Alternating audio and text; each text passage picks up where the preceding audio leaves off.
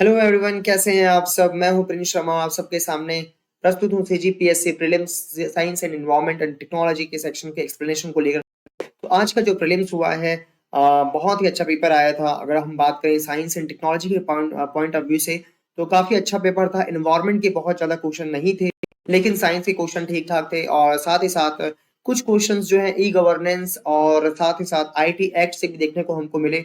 हालांकि IT act हमारे उसमें कहीं पर लिखा हुआ नहीं है, बट लेकिन वो सीजी के पार्ट में पूछा गया है। तो कहीं ना कहीं छत्तीसगढ़ गवर्नमेंट जो है जिस प्रकार से ई गवर्नेंस और आईटी पे फोकस कर रही है, तो कहीं ना कहीं इसी को ध्यान में रखते हुए ऐसे क्वेश्चन डिजाइन किए गए हैं। चलिए हम वन बाय वन क्वेश्चंस को डिकोड करते हैं और हम कोशिश करेंगे आने वाले प्रीलिम्स के लिए, आने वाले मेंस के लिए किस प्रकार के क्वेश्चंस जो है एक्सपेक्टेड हो सकते हैं, इसकी भी हम चर्चा करेंगे। इस पेपर से हमको कुछ ना कुछ तो इन्फॉर्मेशन हमको देखने को मिलेगी ना। सबसे पहले क्वेश्चन की हम बात करते हैं। जैसा कि मैं अपने क्लासेस में बोलता ही आया हूँ कि साउंड जो है ये उनका बहुत फेवरेट टॉपिक है, और जनरली साउंड से क्वेश्चन हर साल आपको देखने को मिलते हैं, और इस बार भी साउंड से क्वेश्चन देखने को मिला। तो यहाँ पर क्वेश्चन आप देख रहे हैं, what is or are not true among the following. Audible range of sound for human beings is approximately in between 20 hertz to 10 kilo hertz. So basically ये स्टेटमेंट रॉन्ग है, क्योंकि आपको पता है कि जो ऑडिबल रेंज ऑफ फ्रिक्वेंसीज होती है वो between 20 hertz to 20 kilo hertz होती हैं। तो 10 kilo hertz is not the right answer. Okay, so basically this statement is wrong. And if we talk about the second statement, you will find there also 10 kilohertz you will find in the basically option. Sound wave with frequencies higher than 10 kilohertz are called ultrasound. That is not true. Basically sound above 20 kilohertz we call it ultrasound. तो यहाँ पर जो है परास्त्रव ध्वनि जो है 10 kilohertz से ऊपर नहीं, 20 किलोहर्ट्ज से ऊपर होती है। ये उसका सही जवाब होता, बट यहाँ पर ये स्टेटमेंट भी गलत हो गया।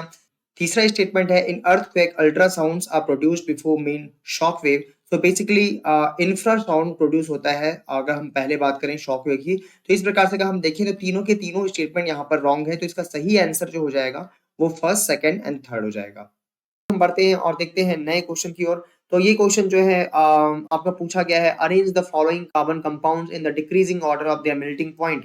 सो बेसिकली हमारे मेंस के सिलेबस में सम इंपॉर्टेंट ऑर्गेनिक कंपाउंड है, और ऑर्गेनिक कंपाउंड के कहीं ना कहीं मेल्टिंग पॉइंट से क्वेश्चन पूछा गया है। कहीं ना कहीं थोड़ी सी जो है चीजें डिटेल में आप धीरे धीरे पीएससी पूछने लग रहा है। मेल्टिंग पॉइंट बोलने से मतलब आपको उनकी फिजिकल प्रॉपर्टीज जो होती है ये भी पढ़नी पड़ेंगी, उनकी केमिकल प्रॉपर्टीज है ये भी पढ़नी पड़ेगी, कहीं ना कहीं जिस प्रकार से पैटर्न में क्वेश्चन आ रहे हैं। तो यहाँ पर इसका जो आंसर है वो ऑप्शन डी सही होगा। एसिटिक एसिड का 16 डिग्री सेंटीग्रेड के अराउंड में होता है, क्लोरोफॉर्म का -101 डिग्री सेंटीग्रेड के अराउंड, इथेनॉल का -114 डिग्री सेंटीग्रेड और मीथेन का -182। तो सबसे कम मीथेन का है, सबसे ज्यादा एसिटिक एसिड का है, और आपको डिक्रीजिंग ऑर्डर में पूछा था। तो घटते क्रम में अगर पूछा है तो सबसे पहले ज्यादा वाले को रखना है और सबसे बाद में सबसे कम वाले को। तो ऑब्वियस सी बात है, इसका ऑप्शन डी जो है राइट आंसर है। इसके बाद आते हैं नेक्स्ट क्वेश्चन की ओर। ये बायोलॉजी से पूछा हुआ है, which of the following statements is true. Small pores in epidermis of leaf is called stomata. That is true. Stomata जो होता है ये पत्तियों में छोटे छोटे छिद्र होते हैं, ये बिल्कुल सही बात है। Guard cells present in the stomata are helpful in exchange of gases with atmosphere. That is also true. इसके अलावा transpiration takes place through the stomata. Yes, वाष्पोत्सर्जन की जो घटना है वो बिना वाष्पन के नहीं हो सकती, और उसके लिए स्टोमेटा जिम्मेदार होते हैं, और उसमें गार्ड सेल्स होते हैं जो गैस को एक्सचेंज करने का काम करते हैं, ऑक्सीजन निकालने का और कार्बन डाइऑक्साइड लेने का फॉर द फोटोसिंथेसिस। ये आपको यहाँ पर ध्यान रखना है। तो सारे के सारे ऑप्शन इसमें जो है स्टेटमेंट हमको सही नजर आते हैं। तो इसका जो है ट्रू पूछा था, तो ये सब के सब जो है और सही है। तो ऑप्शन डी इसका जो है राइट आंसर होता है। ये प्लांट बायोलॉजी का एक क्वेश्चन आपको देखने को मिल रहा है। तो बेसिकली कुछ चीजें आपको मेन से भी देखने को मिलती हैं। इसके बाद हम आते हैं वैलेंसी। बहुत ही आसान सा क्वेश्चन। इसमें सिलिकॉन, फ्लोरीन, एल्यूमिनियम और सल्फर इनकी वैलेंसी जानने को बताने के लिए पूछा था। तो सिलिकॉन की वैलेंसी होती है 4, क्योंकि ये 14th ग्रुप से बिलोंग करता है कार्बन फैमिली से। फ्लोरीन हेलोजन फैमिली का है जिसका वैलेंसी होता है 1। तो इसी को ही देखकर आप आंसर लगा सकते हैं। ए का फोर्थ जो है आपको 2 ऑप्शन मिलेगा, तो ये ऑप्शन एलिमिनेट हो गया। इसके बाद में बी का 1, तो यहाँ पर बी का 1 एक ही ऑप्शन है, तो ऑप्शन बी, बाकी को देखने की जरूरत नहीं है। एल्यूमिनियम का वैसे 3 होता है और सल्फर का होता है आपका बेसिकली 2। तो इस प्रकार से हम यहाँ पर इसका आंसर निकाल सकते हैं। चलिए हम आगे बढ़ते हैं और देखते हैं plasma. So plasma is the if you know the 3 state basic state of matter, solid, liquid and gas. Apart from that, two another advanced matter or state of matter is also there, plasma and BEC, both Einstein condensate. तो plasma से question पूछा हुआ है। तो plasma की अगर हम बात करें तो प्लाज्मा जो गैस होते हैं अगर उसको बहुत ज्यादा हाई क्रिटिकल टेम्परेचर में हम हीट अप कर देते हैं तो वो गैस आयोनाइज हो जाती है, उस स्टेट को हम प्लाज्मा बोलते हैं। तो पार्टिकल्स इन दिस स्टेट और इन आयोनिक स्टेट, ये बिल्कुल सही स्टेटमेंट है। इसके बाद light in the LED bulb is related to plasma state, ये बिल्कुल गलत स्टेटमेंट है। एलईडी बल्ब में अंदर में कोई गैसेस नहीं होती, वो प्लाज्मा नहीं प्रोड्यूस करता। एलईडी तो लाइट एमिटिंग डायोड होता है, डायोड लाइट एमिट करता है। बट अगर हम फ्लोरोसेंट बल्ब की बात करें, जैसे फॉर एग्जांपल ट्यूबलाइट, ट्यूबलाइट के अंदर नियॉन ऑर्गन जैसी गैसेस होती हैं, जब वो हीटअप होती हैं तो फिर वो लाइट एमिट करती हैं, तो उस केस में प्लाज्मा हो सकता है। बट यहाँ पर एलईडी बोला है, फ्लोरोसेंट ट्यूब नहीं बोला है। फ्लोरोसेंट ट्यूब होता तब जाकर के प्लाज्मा उसमें वो सही होता। तो ये सेकंड स्टेटमेंट गलत है। Sunlight is also an example of plasma state, yes बिल्कुल सही बात है। सन के अंदर में प्लाज्मा है, hydrogen helium gases highly energetic state में है, आयोनाइज्ड स्टेट में है, तभी जाकर हमको सनलाइट वहां से मिल पा रही है। तो सही कहीं ना कहीं सेकंड थर्ड स्टेटमेंट भी सही है। और आपको ट्रू पूछा है तो सेकंड स्टेटमेंट रॉन्ग है, तो फर्स्ट और थर्ड ये सही है। तो अकॉर्डिंगली सी ऑप्शन जो है यहाँ पर राइट हो जाएगा। इसके बाद बात करते हैं, ये करंट अफेयर का क्वेश्चन ज्यादा है, टेक्नोलॉजी से बोलने के बजाय करंट अफेयर का सेक्शन क्वेश्चन है ये। सो पीएसएलवी का जो आखिरी 2022 का लॉन्च किया गया मिशन था उसके बारे में पूछा गया था। तो वो व्हीकल जो था पीएसएलवी C54 था। ये बेसिकली आपको करंट अफेयर के सेक्शन से ही आपको ये मिल जाता। इसके बाद हम आगे बढ़ते हैं और देखते हैं which of the following statement is not true. यहाँ पर नॉट ट्रू पूछा है। भारत पवन ऊर्जा स्थापित क्षमता के आधार पर विश्व में चौथे स्थान पर है, ये बिल्कुल राइट स्टेटमेंट है। इसके बाद में the total wind power installed capacity of India is about 400 gigawatt, that is also true because that is not true actually. क्योंकि अगर आपको पता होगा 2022 तक का जो लक्ष्य था वो 175 गीगावाट का था। 175 gigawatt total renewable energy resources का था, उसमें 400 गीगावाट कैसे हो सकता है टोटल इंस्टॉल्ड कैपेसिटी। तो बिल्कुल भी ये गलत आंसर है। इसका सही आंसर क्या होता अगर ये होता 41.93 गीगावाट एग्जैक्ट वैल्यू है टोटल इंस्टॉल्ड कैपेसिटी का विंड पावर का। तो कहीं ना कहीं ये ऑप्शन जो है गलत है और यहाँ पर नॉट ट्रू पूछा है, तो ये ऑप्शन जो है आपको देखने को मिलता कि ये आपका लिए जो है इस क्वेश्चन के लिए सही आंसर क्या होता है ऑप्शन बी।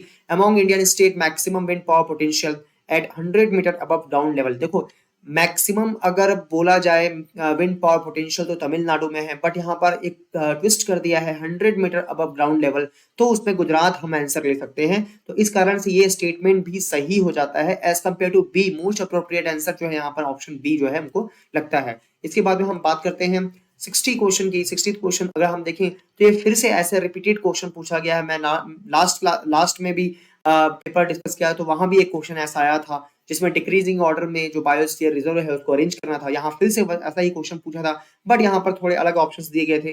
तो अगर हम देखें अरेंजमेंट में तो आपको पता चलेगा कि कोई भी आंसर इसमें राइट नहीं है। तो ये आंसर विलुप्त होने के कगार पे है। एक ऑप्शन तो है कंट्राडिक्टरी यहाँ पर। क्यों मैं बोल रहा हूँ कि एक्चुअल रेंज है वो अगर हम देखें उसके ऑर्डर वाइज अगर हम देखें डिक्रीजिंग ऑर्डर वाइज तो नंदा देवी, उससे कम पंचमढ़ी, फिर पन्ना, फिर कंचनजंगा, फिर अगस्त्यमलाई। अगर आप देखें यहाँ पर तो आपको मिलेगा नंदा देवी यहाँ पर 5860, आप देख लीजिए टॉप में सबसे बड़ा। पचमढ़ी उसके बाद 4926, उसके बाद आप देखिए पन्ना जो है तीसरे नंबर का है, उसके बाद कंचनजंगा जो है, उसके बाद अगस्त्यमलाई। तो नंदा देवी, पचमढ़ी, पन्ना, कंचनजंगा और अगस्त्यमलाई। तो अगस्त्यमलाई लास्ट में आएगा, नंदा देवी पहले आएगा। और ये wild life institute of India का डेटा बता रहा हूँ मैं, गवर्नमेंट ऑफ इंडिया की वेबसाइट है जहां से पूरा डेटा मेंटेन होता है, सीधा मैं वहीं से रिसोर्स से ले रहा हूँ। तो इसके अकॉर्डिंगली जो सही ऑप्शन अगर हम चूज करें नंदा देवी पहला ऑप्शन आता है, तो नंदा देवी दो ही ऑप्शन में आपको दिखेगा बी और डी। इसके बाद पचमढ़ी ठीक है, पचमढ़ी भी ठीक है।